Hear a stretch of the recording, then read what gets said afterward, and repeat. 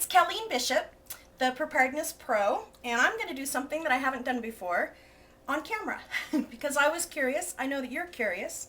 5-Star Preparedness is having a special this month on powdered cream cheese and powdered sour cream. So I wanted to see what it would taste like just to work with these products in something that's predominantly cream cheese or sour cream. So I'm actually going to make a cheesecake. I've never done this before with these products, but we're going to try it out. So this is what the cream cheese powder looks like. And we're going to make the cream cheese base, and then I use the sour cream and some egg white on the top. Let me just get...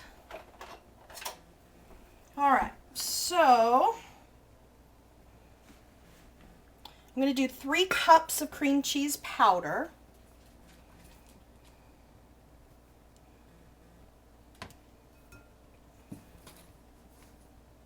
It actually smells really nice. Too bad you don't have your Smell-O-Vision app working. Alright, so there's 3 cups of cream cheese powder. Normally this recipe would call for 3 of these. So we'll see if it tastes just as good and if it's just as easy. Alright, so now I'm going to do 10.5 tablespoons of water because this is a 5-to-1 ratio, the cream cheese powder.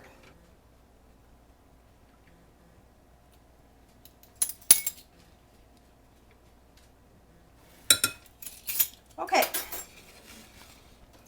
so now we're going to mix this puppy up.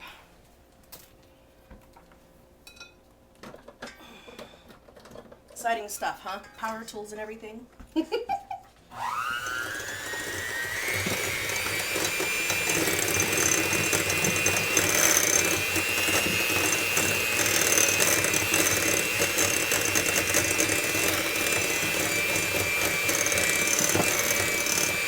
It's starting to feel like cream cheese as I'm whipping it.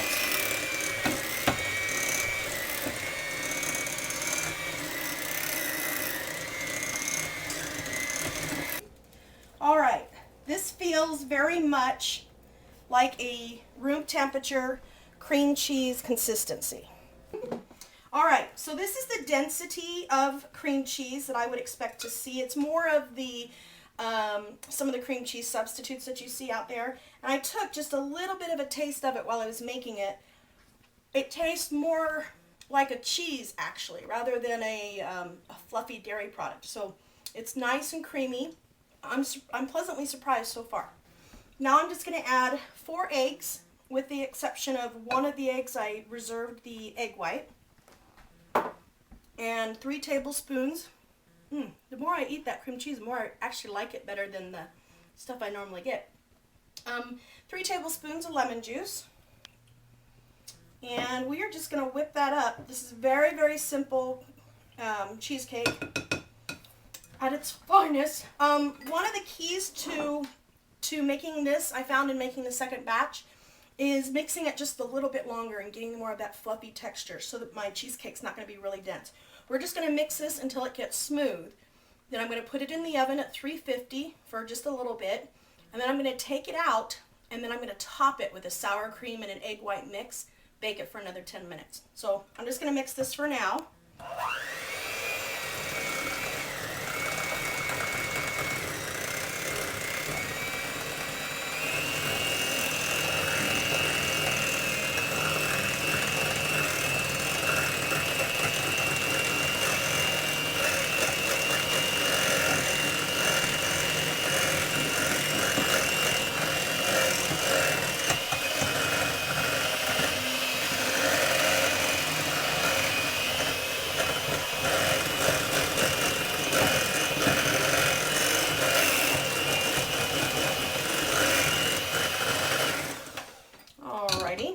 Now, of course, we're going to put in some sugar.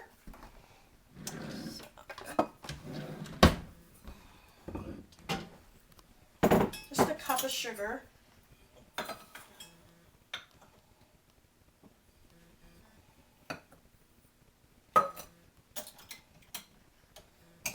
Alright, and that's our final ingredient on this part. We'll just blend it in until it's smooth, and then we'll go to the next step, making the crust.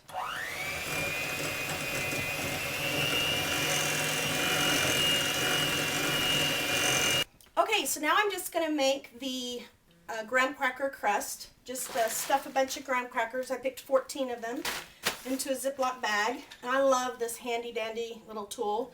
I use it for doughs. I use it for crumbling crackers.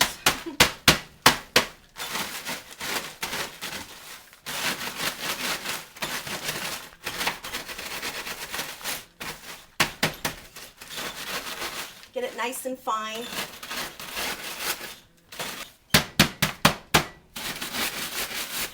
Okay. One more for good measure.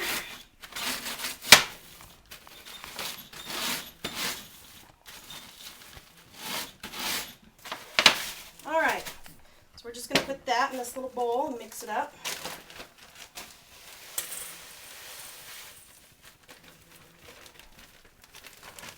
I'm doing that. I'm going to preheat the oven at 350. Okay. So I've just got the graham cracker crust and just the third cup, or excuse me, a half cup of melted butter.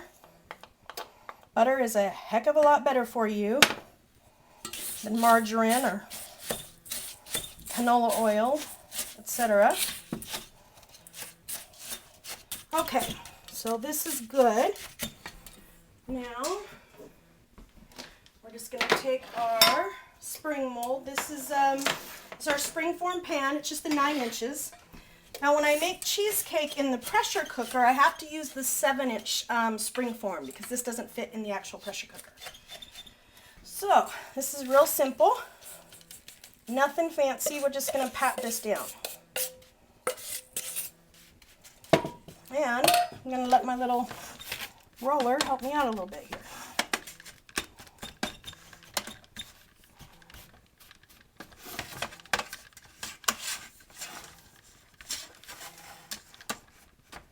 Okay, and then just use me for just a little bit good measure. Get in those outer areas.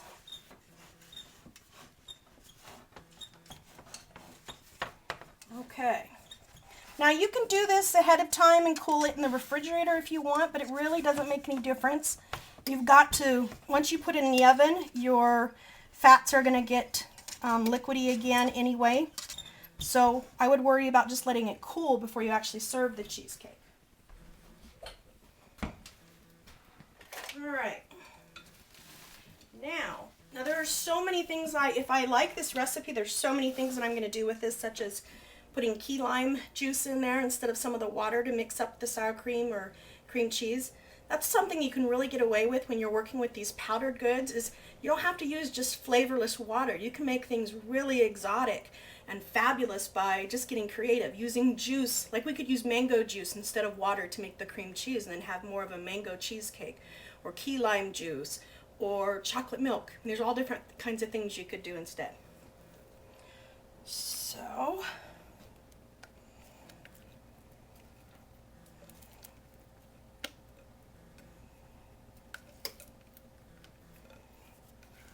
I gotta say, this looks very much like the batter does when I normally make cream cheese. It's not quite as white, but that's it. Okay, we will spread her out.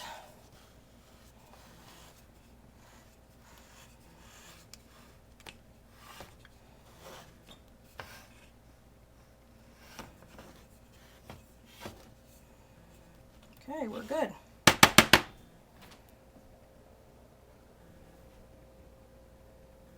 It's family. I'm allowed to lick my fingers when it's family. Okay, we're just going to stick this in the oven at 350. I'm going to do that for about 30-35 minutes. We'll take it out and we'll put the sour cream mixture on top. In the meantime, I'm going to make the sour cream mixture while I'm waiting for my oven to come up to heat. Okay, so now I'm going to make the sour cream that's going to bake on the top. So this is a 1-to-3 ratio, so I need 3 cups of powder, and I'm going to need 1 cup of water. You want to use cold water for that. And there's 3. This is the same sour cream that I use in my molten chocolate cake recipe. It just looks like powdered milk in there. It's just a little bit more thick. Okay, so cold water.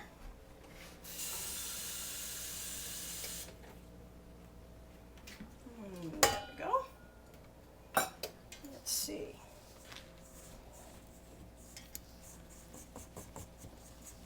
You do need to be a little bit patient with this. It'll get to your creamy stage in just a moment. I actually like to mix it up in this powdered sour cream. It makes more than the directions say, but I like to mix it up, and then I thin it out with a tablespoon of water here and there. Now this smells like sour cream to me. Okay. This actually surprised me of how it smells, because it reminds me of the farm. It smells very much like the cream on top of the raw milk at the farm. So this is perfect consistency right now. You may want to water it down just a little bit for on burritos or something of that nature, but for this recipe I'm going to keep it at that consistency. Alright, while our cheesecake cools, all I'm going to do is take this 1 egg white, and we're going to add 3 tablespoons of sugar to it, and we're going to beat it until it's nice and fluffy, and then we're going to carefully fold in our sour cream, put it back on top of the cheesecake, and bake it for another 10 minutes. Okay, so we have a beautiful looking cheesecake. Who'da thunk? Doesn't look like food storage food to me. And I have beaten an egg white. Just beat it to death. You want it stiff, which that is. Now I just need to measure out 2 cups of this sour cream. Okay, so I'm just going to fold this in. Now folding is probably not the right term to use considering that there's so little egg white, but bottom line is we don't want to agitate it and beat it any more than we have to. So that's why the term folding it in is being used in this recipe. It's actually going to make our topping look a little bit more white because of that egg white. There's just a couple of tablespoons of sugar mixed in with that egg white. You do want it mixed in properly. You don't want to see pools of just the egg white, because that's the only way you're going to get your sour cream sweetened a little bit. Now we're just going to put this on top of here, and then we're going to bake it for another 10 minutes. Yum, yum, yum. Now I like cheesecake just by itself, or I like it with a fresh fruit puree on it. I have brought out just a can of some light cherry pie filling we're going to bake on it. Okay, let's get this in the oven. Alright, 10 minutes is all we need. And we'll be 10 minutes closer to something absolutely delicious. So, we have been enjoying this cheesecake. It's very interesting. This cheesecake actually tastes more like an old world type of cheesecake. It's very unsweet. It tastes richer. So my suggestion would be to add some chocolate flakes or perhaps a little sugar, or maybe some fruit puree. It's beautiful, beautiful taste though. It tastes like a scrumptious white cheese with just a tad bit of sweetness. So I would definitely say make this, but I would play with it, and perhaps a fruit puree really would be the best, because fruit and cheese go so well together. But clearly it's being eaten up and everyone is enjoying it. They just are accustomed to the more sweet flavored cheesecake that most people get nowadays. So enjoy. I definitely suggest trying it out.